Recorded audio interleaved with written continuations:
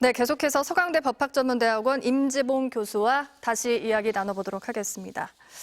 네, 잠시 전에 저희가 형사처벌 그리고 불소추 특권에 대한 이야기를 하고 있었습니다. 다시 짚어보겠습니다. 윤석열 대통령 형사처벌이 지금 가능한 상황인가요? 만약에 계엄군을 동원해가지고 국회의원들이 국회에 들어와서 정상적인 어떤 논의를 하려고 하는 것을 방해하거나 막았다면, 네. 그리고 일부 언론 보도에 의할 것 같으면 지금 민주당 측의 주장에 의하면 국회의장이나 야당 대표를 체포하고 구금하려고 체포조도 결성이 됐었다는 이런 이야기들이 듣기는데요. 만약에 그것이 사실이라면 굉장히 심각합니다.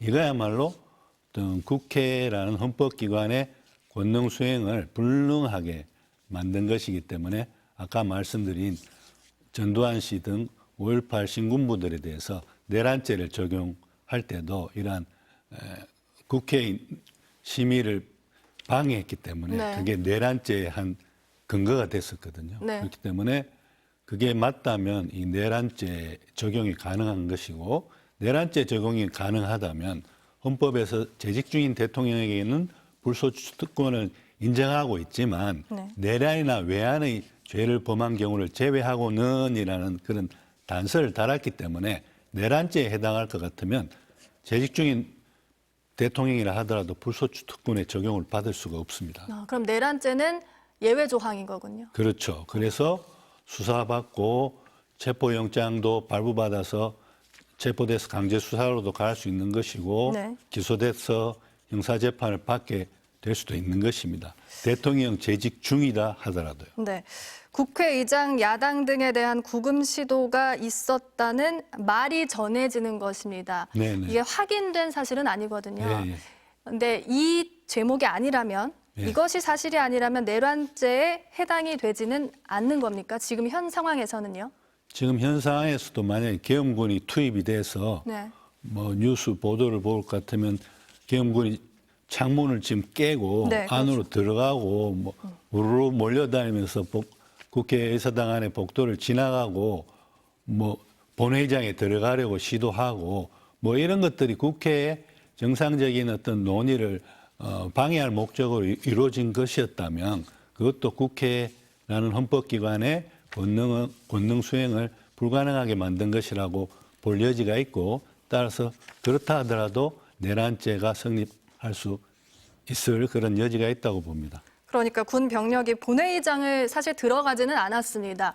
그런데도 시도를 했다. 이것만으로도 방해 행위가 돼서 내란죄가 성립이 될 수 있다. 이런 말씀이신 건가요? 그리고 무엇보다도 국회의원들의 등원을 막았지 않습니까? 그렇죠. 네. 그래서 지금 보도에 봐도 일부 국회의원들이 왜 못 들어가게 하느냐고 크게 계엄군에게 항의하고 있는 그런 장면들이 나오지 않습니까? 그것도 국회의 권능 수행을 이제 방해하고 불가능하게 만든 것이라 볼 여지가 있는 것이죠. 네. 그렇다면 향후 예상되는 절차는 어떻게 될 거라고 보십니까? 이런 그야말로 헌정사상 초유의 그러한 혼란의 상태입니다. 이런 상태일수록 우리가 차분하게 헌법과 법률이 정한 절차에 따라서 이 문제들을 해결해 나가는 것이 최선이라고 생각합니다. 그렇게 봤을 때 당장 저는 윤석열 대통령의 탄핵 선포 행위가 아까도 말씀드린 바와 같이 헌법이나 법률의 조항들을 상황적 요건 조항이라든지 절차 조항이라든지 이런 것들을 위반한 것이고, 또 그것이 국민들이 윤 대통령에게 대통령으로 당선시키면서 부여한 그 신임을 배신한 행위라고 볼 수 있기 때문에 중대한 위헌 위법 행위라고 볼 여지가 있고, 그렇다면은 국회가 이제 탄핵 소추권을 통해서 대통령을 탄핵 소추를 하고 그에 대해서 이제 헌법재판소가 심리를 통해서 인용 결정, 즉 파면 결정을 내릴 소지가 크다고 생각합니다. 네, 그런데 그 파면 결정을 내리려고 하면 탄핵 소추안이 발의가 된다고 하더라도 헌법재판관의 9명 중 6명의 동의가 필요하지 않습니까?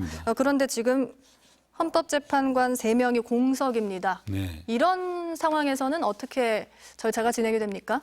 꼭 9명 중에 6명의 동의라고 되어 있지는 않고요. 네. 그런데 헌법재판소가 어떤 탄핵 사건을 심리해서 결정을 내리려면 헌법이 아니라 헌법재판소법에 7명 이상의 재판관이 심리에 참여해야 된다고 되어 있습니다. 네. 그렇기 때문에 현재 6명으로는 대통령 탄핵 사건과 관련해서 심리에서 어떤 인용이라든지 즉 파면 결정이라든지 혹은 기각 결정 같은 것을 내릴 수 없습니다. 네. 그래서 최소한 1명은 더 충원이 돼서 7명 이상이어서 심리가 이루어지고 그중에 6명이 이제 탄핵에 찬성을 하게 되면은 이제 탄핵 파면이 되게 되겠는데요. 네. 그런데 그것도 사실은 굉장히 불완전한 것입니다. 7명 중에 6명이 탄핵에 동의하는 거하고 9명 중에 6명이 탄핵에 동의하는 거하고 어느 것이 비율적으로 어렵습니까? 7명 중에 6명이 탄핵에 동의하는 것이 훨씬 더 어렵죠. 그렇죠. 그래서 네. 사실은 대통령 탄핵이라는 이러한 중차대한 국가적 대사를 헌법재판소가 결정함에 있어서는 의사정족수만 채운 7명으로 심리하고 결정을 내릴 것이 아니라 9명 재판관 전원을 다 충원을 한 후에 네. 신속하게 이 탄핵 사건에 대해서 심리를 해서 결정을 내리는 것이 가장 바람직하다고 생각합니다.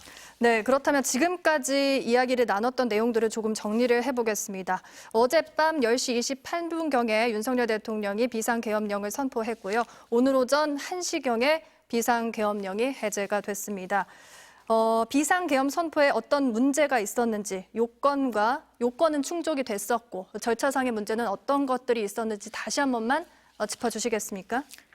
예, 헌법은요. 계엄 선포의 상황적 요건으로 77조 1항에서 전시사변 또는 이에 준하는 국가 비상사태라고 규정하고 있습니다. 네. 그러니까 이게 전시사변 그러니까 군사적인 어떤 충돌이 있어야 되는 거죠. 아, 네. 교전 상태가 있어야 되는 겁니다. 그리고 계엄법 2조는 이것을 더 상세하게 규정하고 있습니다. 전시사변 또는 이에 준하는 국가 비상사태 시 적과 교전 상태에 있거나 혹은 사회질서가 극도로 교란되어 행정 및 사법 기능의 수행이 현재의 곤란한 경우라고 되어 있습니다. 그런데 교전이 없었죠. 그렇죠. 그다음에 사회질서가 극도로 교란되어서 행정이나 사법 기능이 그 수행이 현재의 곤란하지도 않았습니다. 네. 행정부, 정부하고 법원 그대로 굴러가고 있었단 말이죠. 네. 그렇기 때문에 헌법과 계엄법이 규정한 상황적 요건에 전혀 부합하지 않습니다. 네. 그래서 위헌위법한 계엄 선포라고 볼 수밖에 없는 것이죠. 네. 그리고 절차 조항들도 위반했습니다. 헌법과 계엄법에 절차 조항들이 있는데 헌법에 규정된 계엄 선포 관련된 절차 조항은요. 이제 계엄을 선포하기 전에 반드시 국무회의의 심의를 거치게 되어 있습니다. 헌법 89조 5호입니다.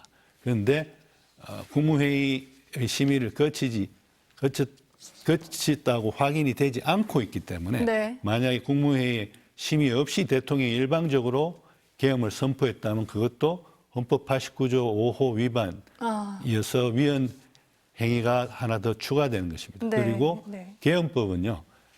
국회가 이번처럼 이제 계엄 해제 요구를 했을 때 네. 대통령이 이를 지체 없이 계엄을 해제하고 즉시 해제하고 즉 지체 없이라고 표현하고 네. 있습니다. 네. 지체 없이 해제하고 이를 공고해야 한다고 되어 있습니다. 그런데 지금 국회가 계엄 해제를 요구안을 가결시킨 것이 1시경이거든요. 네. 오전 1시경인데 대통령이 그래서 계엄을 해제한다라고 선포한 것이 4시 반경이란 말이죠. 그렇죠. 3시간 반의 시간적인 간극이 뜨기 때문에 네. 이것을 지체 없이 계엄을 해제한 것으로 볼 수 있겠느냐와 관련해서는 위법성 논란이 있을 것으로 예상됩니다. 네, 요건상 절차상 위법 요지가 있다. 이렇게 말씀을 해주셨습니다. 네. 그러면 여기까지 듣도록 하겠습니다. 서강대 법학전문대학원 임지봉 교수였습니다. 감사합니다. 감사합니다.